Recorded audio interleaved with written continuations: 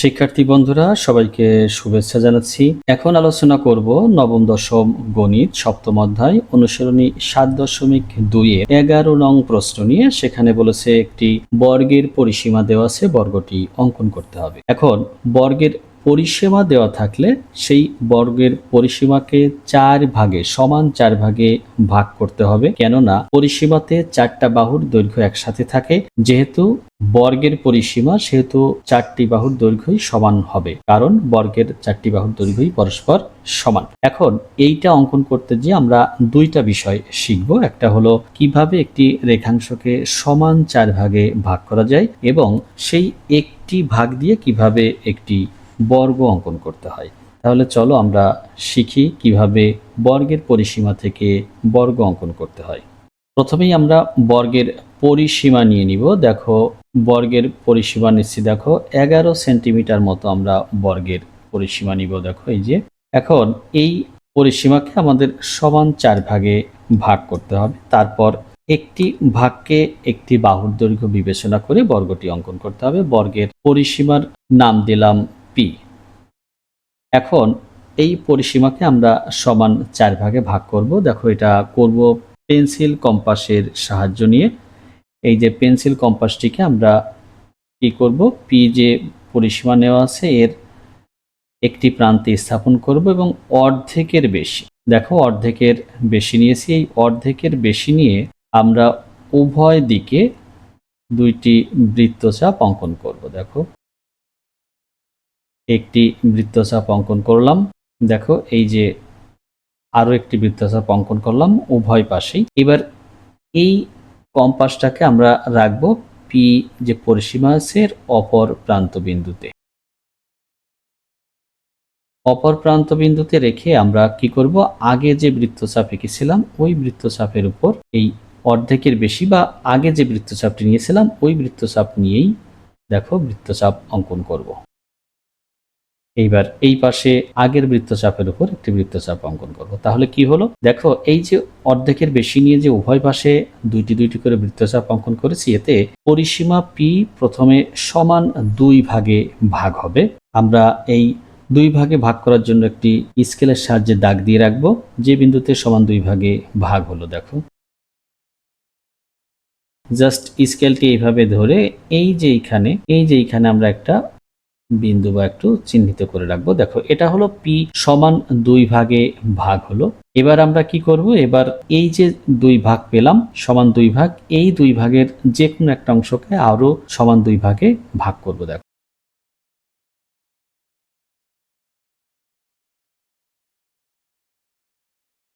এবারও দেখো এই যে অর্ধেকের বেশি কিন্তু ব্যাসার্ধ নিয়েছি, কারণ পি থেকে এই যে প্রথমে অর্ধেক করে রেখেছিলাম এইটুকুর অর্ধেকের বেশি আমাদের ব্যাসার্ধ নিতে হবে। দেখো অর্ধেকের বেশি ব্যাসার্ধ নিয়েছি। এবার বৃত্তচাপ অঙ্কন করব উভয় পাশেই। প্রথমে নিচের দিকে বৃত্তচাপটি অঙ্কন করছি। দেখো এই যে নিচের দিকে বৃত্তচাপ অঙ্কন করলাম। এবার ওই একই মাপ নিয়ে আমরা উপরের দিকে আরেকটি বৃত্তচাপ অঙ্কন করে নেব। এই যে বৃত্তচাপটি অঙ্কন করলাম। এবার এই যে অর্ধেক করে রেখেছিলাম এই বিন্দুতে স্থাপন করব পেন্সিল কম্পাসটি, এবং দেখো আগের বৃত্তচাপের উপর ওই একই ব্যাসার্ধ নিয়ে বৃত্তচাপ অঙ্কন করব। এই যে বৃত্তচাপ উভয় পাশেই দেখো দুটো করে বৃত্তচাপ অঙ্কন করা আমাদের শেষ। এখন এগুলোকে স্কেল দিয়ে জাস্ট চিহ্নিত করব যাতে মধ্যবিন্দুটা আমরা পেয়ে যাই। দেখো স্কেলটি এভাবে ধরতে হবে। এরপর এই যে পেন্সিল দিয়ে দেখো এই যে এখানে একদম সেম বিন্দুতে মিলে গেছে, কিন্তু ছেদ বিন্দুতে জাস্ট এখানে একটা চিহ্নিত করে আমাদের রাখতে হবে। এই যে আমরা চিহ্নিত করে রাখলাম। এটা হলো পি কে প্রথমে যে অর্ধেক করেছিলাম সেই অর্ধেকের আবার অর্ধেক করলাম, অর্থাৎ সমান ২ ভাগে ভাগ করলাম। তাহলে এখানে এই যে একটি ভাগ হলো লাস্ট, এই অংশটি কিন্তু ৪ ভাগের ১ ভাগ, অর্থাৎ এই যে পি এর ৪ ভাগের ১ ভাগ হয়েছে। ঠিক এই খণ্ডও কিন্তু তাই। এই যে এখানেও কিন্তু পি এর ৪ ভাগের ১ ভাগ হয়েছে। আর ডান পাশে যে অর্ধেক অংশ রয়ে গেছে ওটুকুকে আমাদের আর ভাগ করার কোনো প্রয়োজন নেই, কারণ আমরা এই যে ৪ ভাগের ১ ভাগের অংশ পেয়ে গেছি। এই জন্য ওটুকুকে না ভাগ করলেও আমাদের হবে।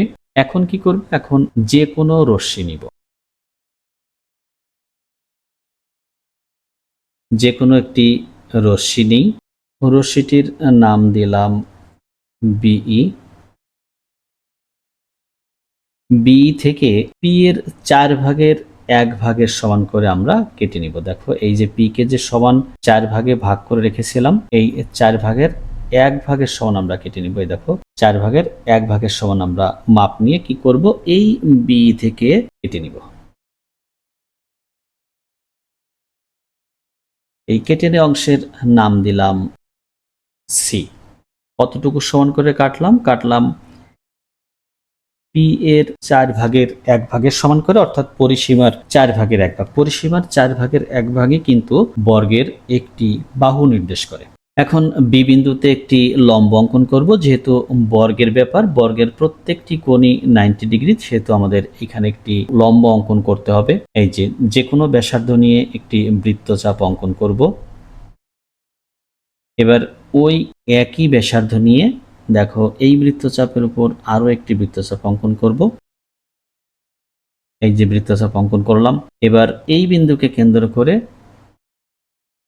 প্রথম বৃত্তচাপের উপর আরো একটি বৃত্তচাপ অঙ্কন করব। এই যে বৃত্তচাপ অঙ্কন করলাম। এবার দুই বৃত্তচাপের মাঝামাঝি উপরের দিকে দেখো একটি বৃত্তচাপ অঙ্কন করব। এবার লাস্ট এই যে এই ছেদবিন্দুকে কেন্দ্র করে আমরা আরো একটি বৃত্তচাপ অঙ্কন করে নিব। দেখো এই যে বৃত্তচাপ অঙ্কন করলাম। এখন স্কেল দ্বারা যুক্ত করলেই আমরা লম্বটি পেয়ে যাব। দেখো এভাবে স্কেলটি ধরে খুব সুন্দরভাবে যোগ করে দিলেই আমরা লম্ব পেয়ে যাব। লম্ব অঙ্কন শেষ হলো। লম্বের নাম দিলাম বিএম। এই বিএম থেকে এখন ওই যে পরিসীমার 4 ভাগের 1 ভাগ অর্থাৎ বাহুর দৈর্ঘ্যের মাপটা নিয়ে আমরা একটা অংশ কেটে নিব। দেখো এই যে দেখো পি এর 4 ভাগের 1 ভাগের সমান ব্যাসার্ধ নিয়ে বিএম থেকে আমরা একটা অংশ কেটে নিব। এইভাবে কম্পাসটি বসিয়ে দেখো ঠিক এই যে পি এর 4 ভাগের 1 ভাগের সমান ব্যাসার্ধ নিয়ে একটা অংশ কেটে নিলাম।